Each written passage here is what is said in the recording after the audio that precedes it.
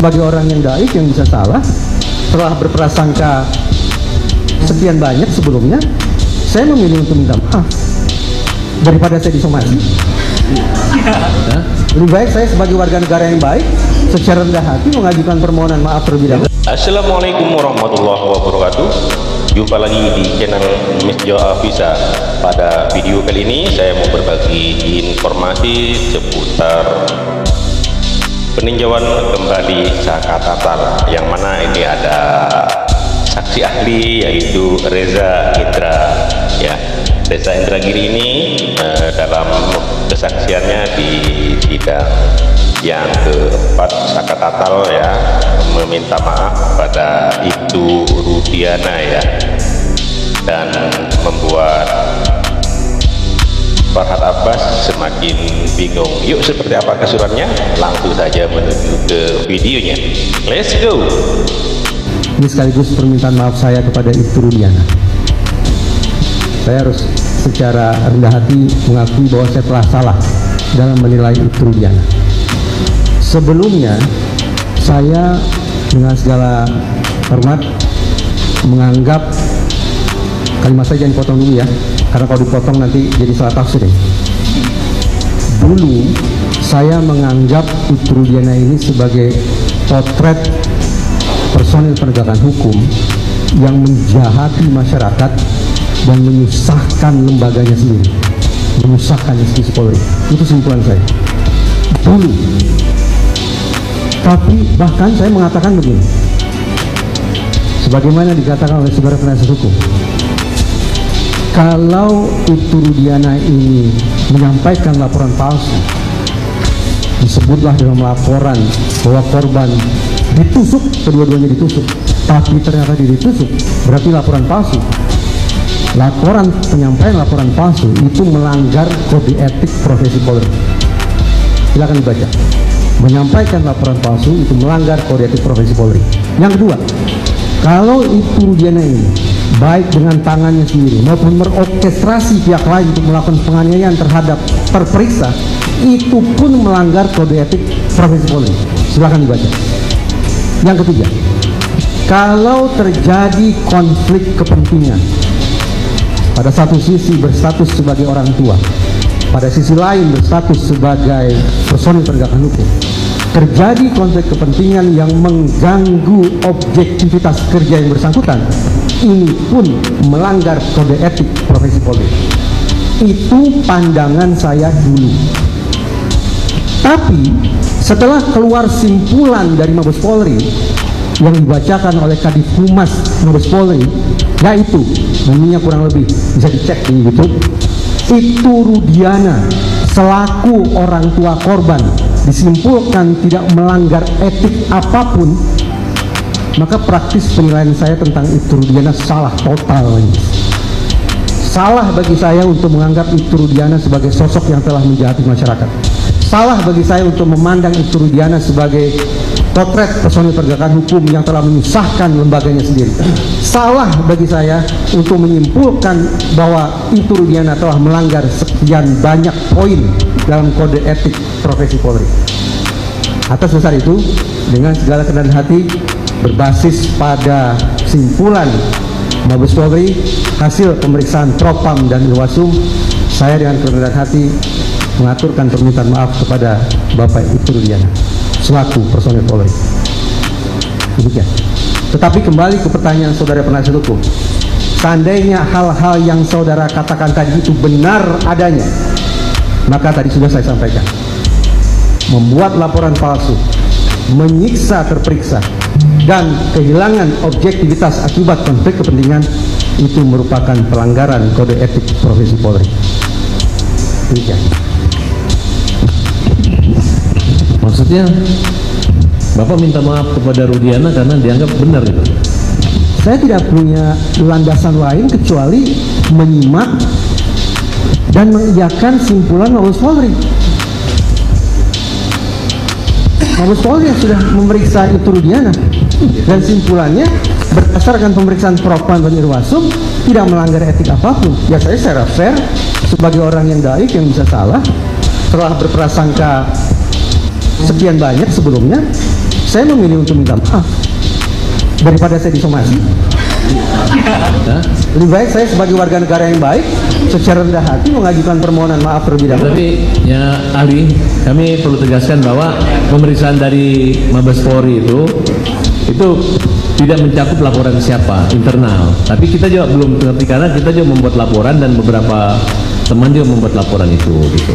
Kalau suatu saat, kalau jadi berandai-andai kan saya tidak memiliki kemampuan, kewenangan untuk memeriksa itu ya. Jadi begini, kuasa pemohon ya. Di sini saya sampaikan sedikit Majelis. Ya sebentar. Sebenarnya tadi sudah ada jawabannya. Sebenarnya ada dua jawaban. Kalau mengenai mengikuti dari hasil pemeriksaan Polri tadi, ahli minta maaf ya. Tapi ternyata misalnya apa yang dikatakan atau apa yang disampaikan oleh kuasa pemohon itu benar, berarti tidak minta maaf gitu maksudnya. Begitu kan? Jadi ada dua jawaban.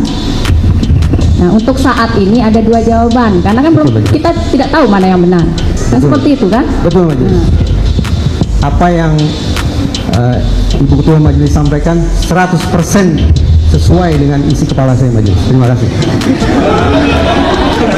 Saudara ahli, tapi kan hasil investigasi yang saudara ahli lakukan gitu kan. Kemudian Saya tidak menginvestigasi siapa. ya artinya hasil wawancara, kemudian dari beberapa tampil di acara media di News TV maupun TV One ya, News terutama yang saya dengar itu kan, bahwa jelas-jelas sudah ahli mempertegas bahwa pemeriksaan ini bukan mengejar keterangan, mengejar pengakuan gitu, pengakuan tersangka gitu. Nah, dan yang saya pertanyakan tadi adalah konflik of interest si Rudiana gitu.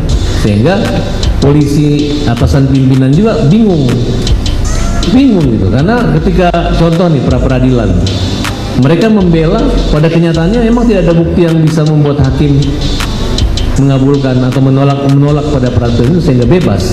Sehingga yang terdapat pada pertimbangan hakim dalam menjatuhkan putusan peran daripada Peggy itu jadi kayak halusinasi.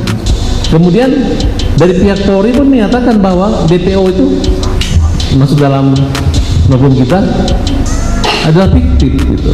Nah, di sini yang maksud saya, sebelum ahli minta maaf banyak pernyataan, walaupun saya anggap itu saudara ahli ini majelis hanya menyindir lah kira-kira gitu. Kalau benar menyindir Polri, kalau benar dia nggak salah, tapi bahasanya sebenarnya ada keraguan dan memang jangan dikatakan bahwa ahli ini menyindir ya, kita kan nggak tahu karena ahli ini memang nggak tahu mana yang benar gitu kan, makanya ada dua jawaban gitu. Jangan menyimpulkan bahwa ahli menyindir, nanti jadi beritanya kemana-mana. Nah, ya yang terpojok jadinya ahlinya. Padahal di sini kan kita minta untuk memberikan keterangan berdasarkan keahlian. Jadi jangan dipojokkan ahlinya ya. Itu. ya, dilanjutkan pertanyaan Jadi majelis saya juga secara langsung harus menyampaikan sangkaan. Saya pikir saudara penasihat hukum salah membaca gestur saya. Saya tidak sepanjang yang saya sampaikan di hal ini, di ruang yang mulia ini, saya sudah diangkat sumpah majelis. Saya menyampaikan ya itu yang saya sampaikan. Kalau saudara kuat penasihat hukum memandang saya menyindir, ya itu tafsiran dia. Ya, jadi di sini ahli itu netral, tidak ke kiri, tidak ke kanan. Benar ahli? Netral kan? Nah, Sesuai sumpah mudah-mudahan ya, majelis. saya sumpah dan sesuai dengan keahlian. ya, Silakan lanjut. saudara ahli, yang tadi saya akan konflik of interest dengan kepentingan sehingga dibiarkan gitu. Tadi saya berpikir bahwa saudara minta maaf kepada Rudiana, tapi dengan perlindungan terhadap Rudiana, saudara malah mengalihkan rasa kecewa itu terhadap institusi gitu. Itu pikiran saya. Makanya apakah ada tanda koma atau tetap mengatakan seperti tadi, tapi itu kita biarkanlah berlalu. Nah, maksud saya, bagaimana pendapat ahli tentang Dalam sidang PK Sakatatal ya, yang mana saksi ahli yang bernama Reza Indragiri itu meminta maaf kepada Ibtu Rudiana ya, karena di pemeriksaan internal Mabes Polri Ibtu Rudiana dinyatakan tidak melanggar kode etik, sehingga Reza Indragiri ini karena sebelumnya itu ada dugaan-dugaan ya. Nah, ternyata di situ setelah diperiksa di Mabes Polri, di Propam, di Irwasum tidak terbukti melanggar kode etik, maka Reza Indragiri ini meminta maaf ya, daripada saya disomasi katanya lebih baik saya meminta maaf karena saya sebagai warga negara yang baik ya. Jadi menurut hakim, Reza ini ahli ya, yang dia hadirkan saksi ahli ini netral ya, netral, dan membuat Farhad Abbas itu agak bingung karena dalam proses-prosesnya seakan-akan memojokkan atau yang memojokkan Reza Indragiri. Ternyata setelah tidak terbukti, Reza Indragiri ini meminta maaf kepada Ibtu Rudiana. Jadi itu ya teman-teman yang bisa saya sajikan pada video kali ini, dan teman-teman bisa berkomentar apa pendapat teman-teman tentang pernyataan si saksi ahli Reza Indragiri ini ya. Jadi teman-teman boleh berpendapat ya, silahkan bebas pendapat teman-teman bisa tulis di kolom komentar ya. Oke, terima kasih, sampai jumpa di video selanjutnya. Wassalamualaikum warahmatullahi wabarakatuh.